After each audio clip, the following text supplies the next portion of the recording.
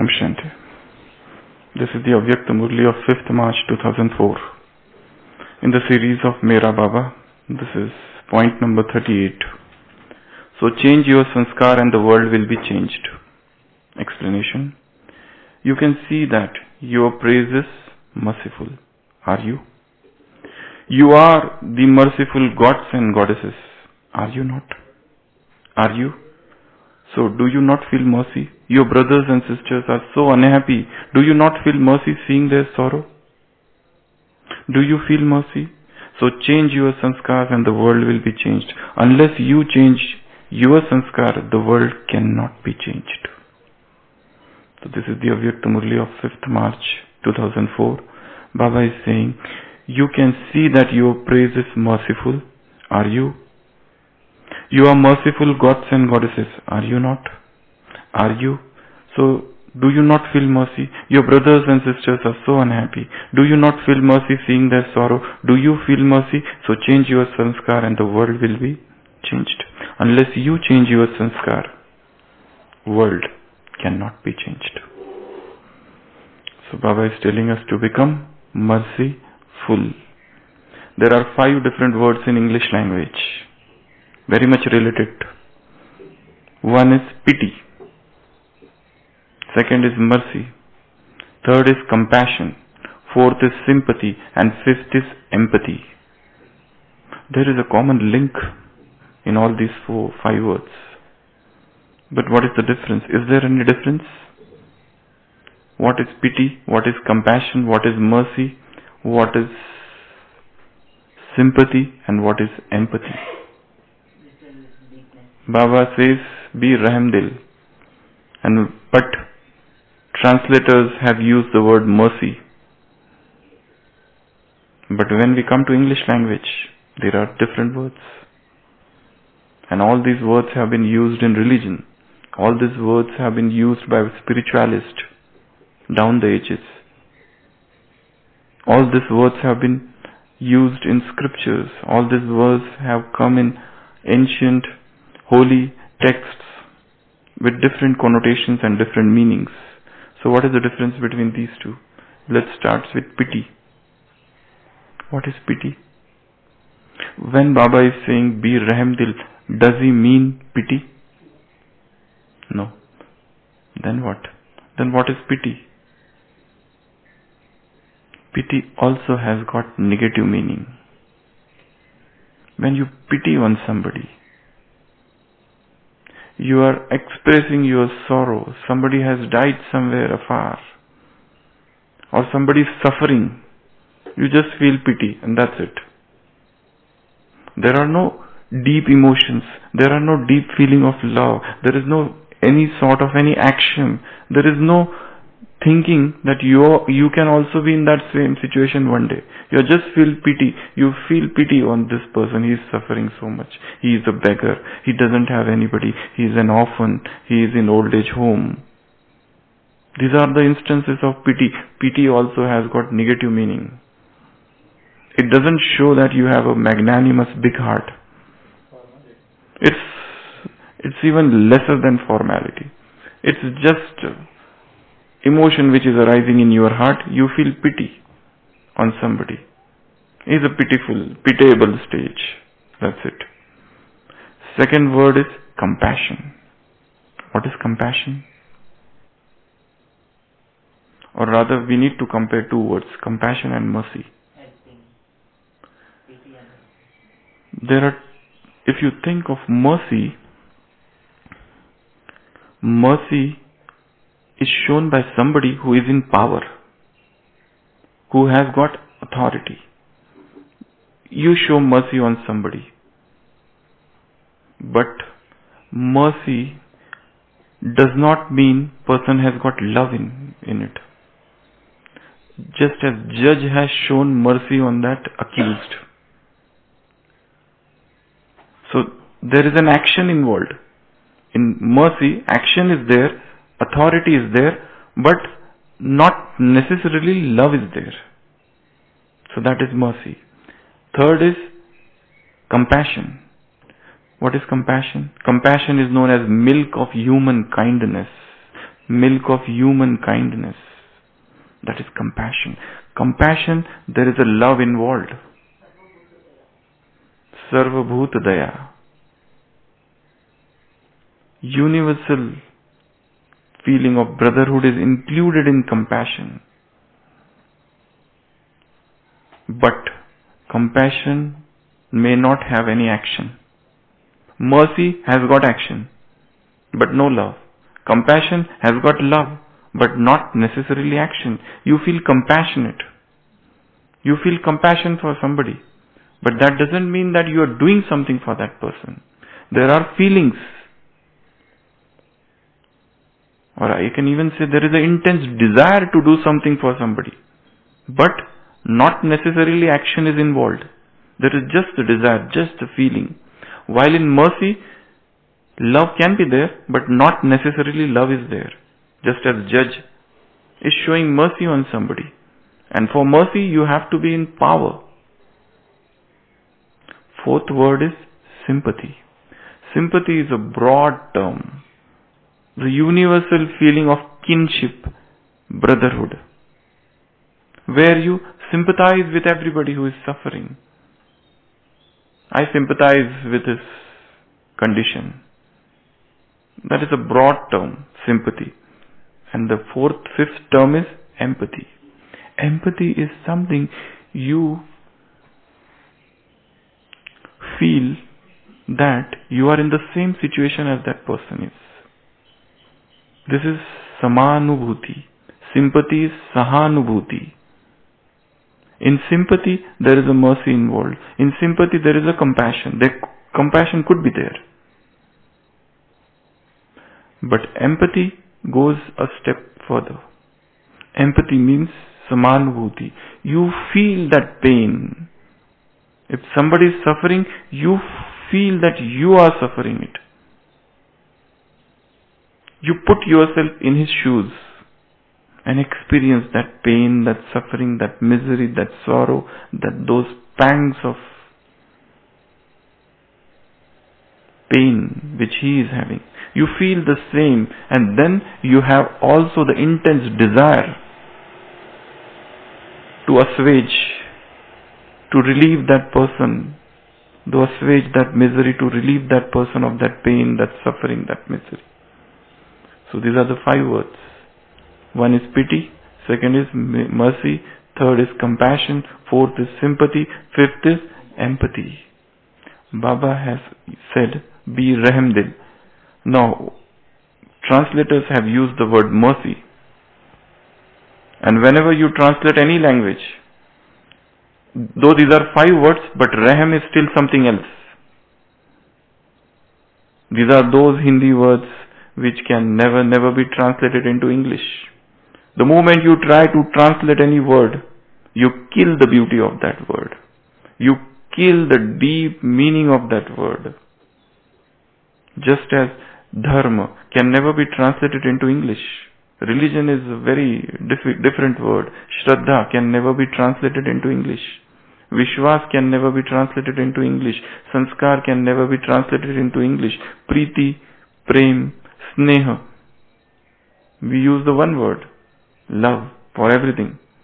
In the similar manner, Rahm is a very higher word. Daya, Rahm, Sahanubhuti, Samanubhuti. These are different words. So when Baba says Rahmdil, I would, rather than using the word mercy, I would like to use the word empathy. Be empathetic. Feel that, and then also become merciful at the same time. Empathy is there, sympathy is there, or rather you can say all the 4 words are included in the word Rahm. There is a power, you have the authority also. You are merciful because you are little higher up. That is there. There is a empathy also because you feel that pain, and that's why there is an intense desire to do something for those souls. So, mercy is there. Compassion is there because your heart is full of human kindness. Vasudhaiva Kutumbakam, that feeling is there that the entire world is my family. The whole world is my family, and so long a single person of this world is unhappy, I cannot remain unhappy.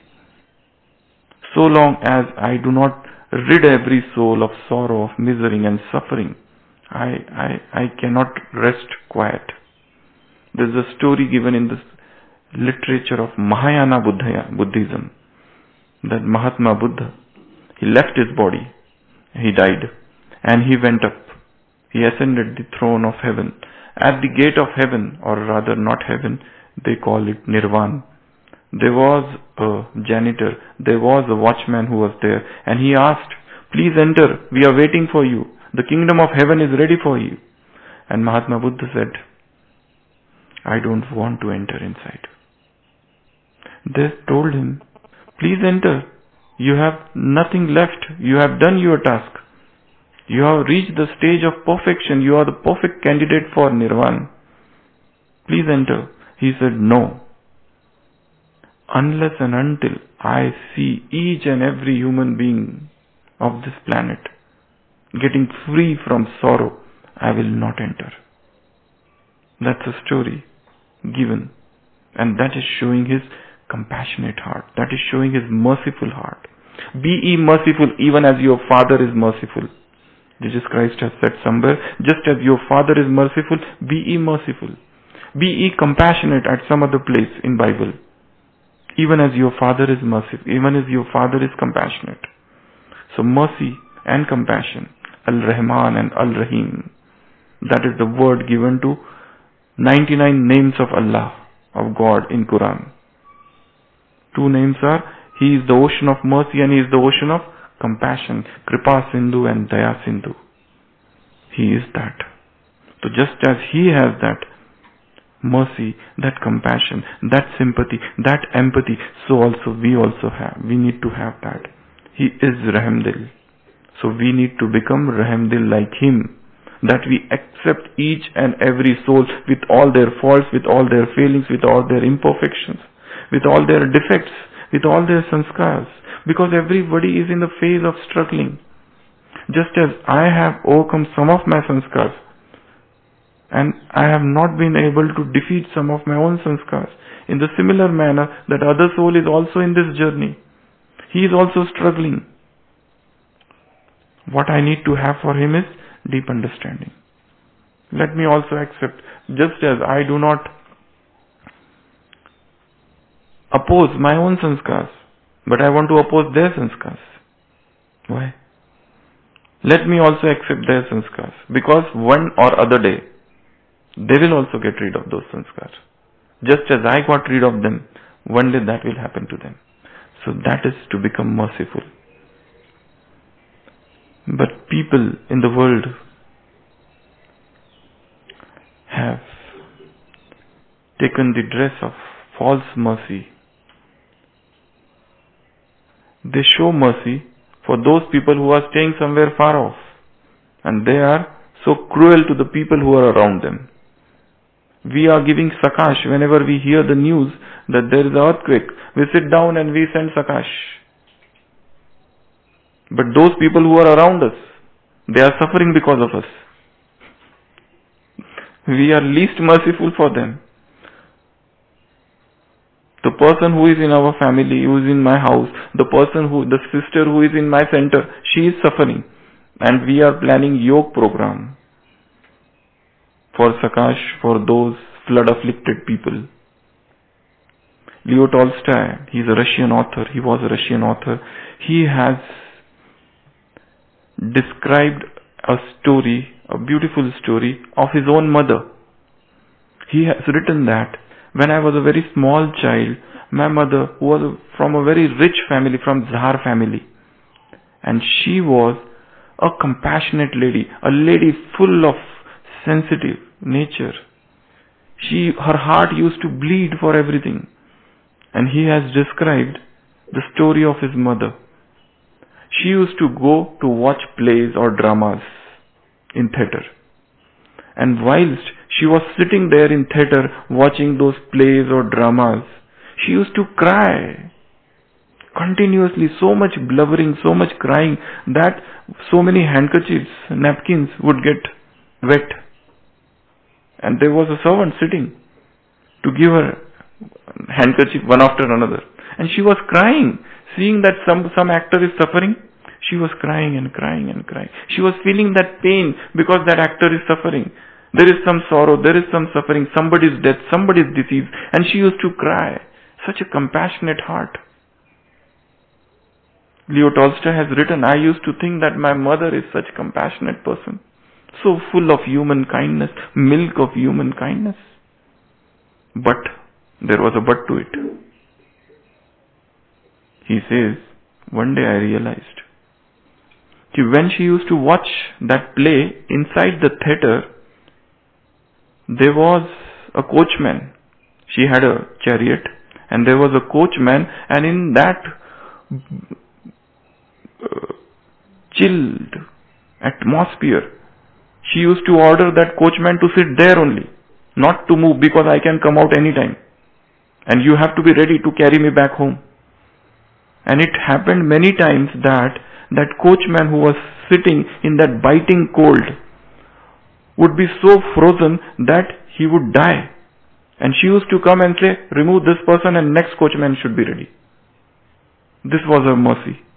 She used to cry for those people, those actors who are imaginary, who are playing, who are acting. She used to cry out, but there was not even a twinge of conscience.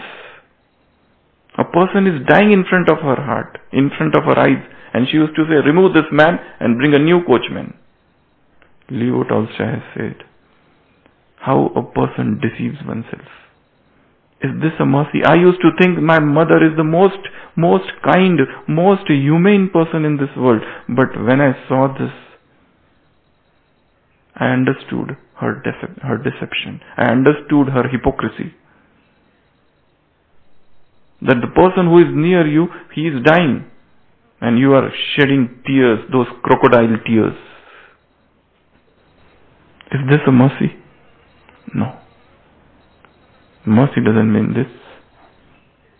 Mercy is when your heart is full of kindness, when your heart is full of feelings and emotions for each and every soul of this world. That you want to do their spiritual welfare, not their material welfare. You want to do their spiritual welfare. You want to elevate their stage of the mind. You want to show them path. You want to show them way to enlightenment.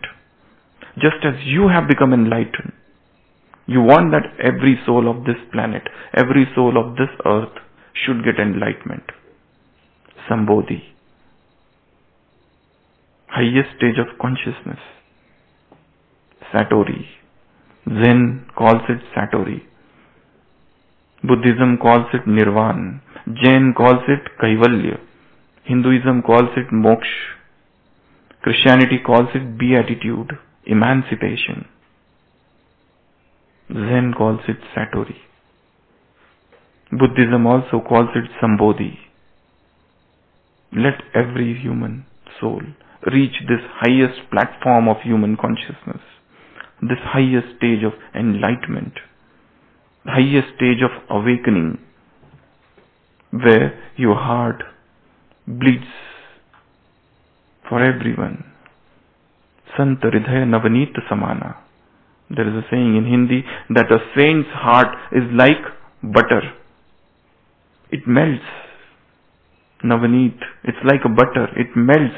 It cannot see the misery, the pangs and suffering of this world. That's why all the saints who came on this earth, whether be it be Christ or be it be Buddha, be it be Mahavira, be it be Guru Nanak, they all had that feeling of mercy in their heart. If they wanted, they would have sat at one place, got married and lived a married life. But they renounced that. They went from one place to another, moving around and round and round because they wanted to propagate, even though they knew not God. Even they knew not who is God exactly. God had yet not come on this planet. But still their heart had that love of God. We see in the life of Swami Vivekananda that sometime he is sleeping on the footpaths. Sometimes he is entering a village and people are shouting at him and pelting stones. Sometimes he is sleeping in palaces. Sometimes people are honoring him. But sometimes they are abusing him. They are accusing him. They are blaming him. They are saying that you are a young man and you are begging, you should work. But how they will understand? With what feeling he is moving around? What message he has to give? The message of God's love. What is the need for Christ to keep on moving from one place to another?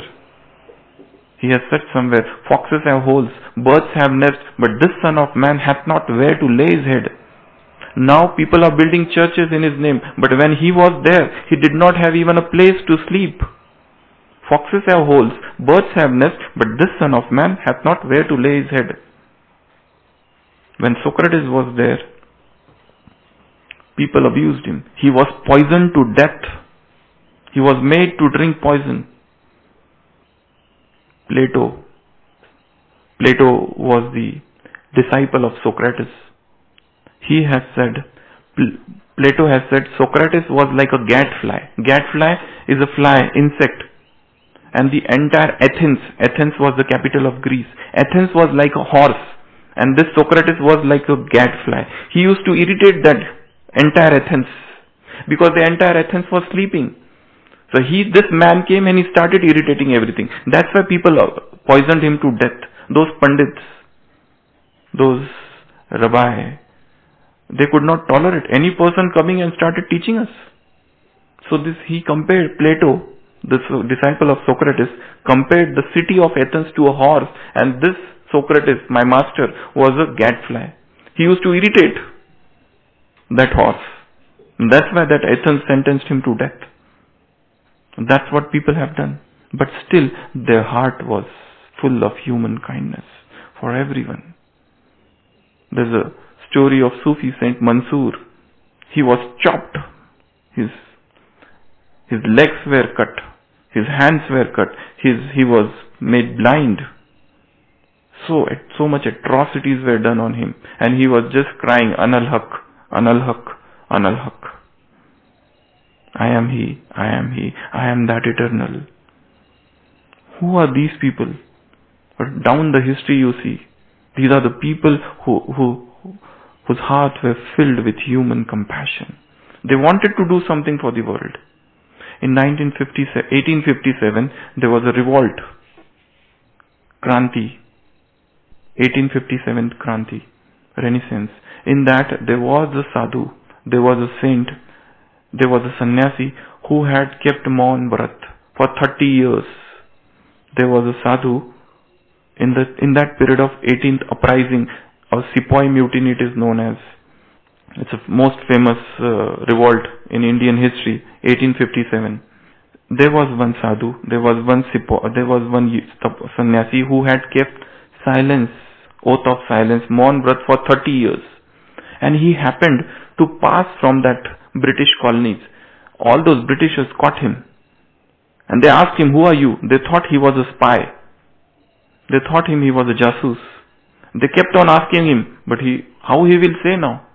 He had taken Maun Vrat for 30 years. And they thought this is somebody Indian who has come in the form of this attire, this sadhu dress.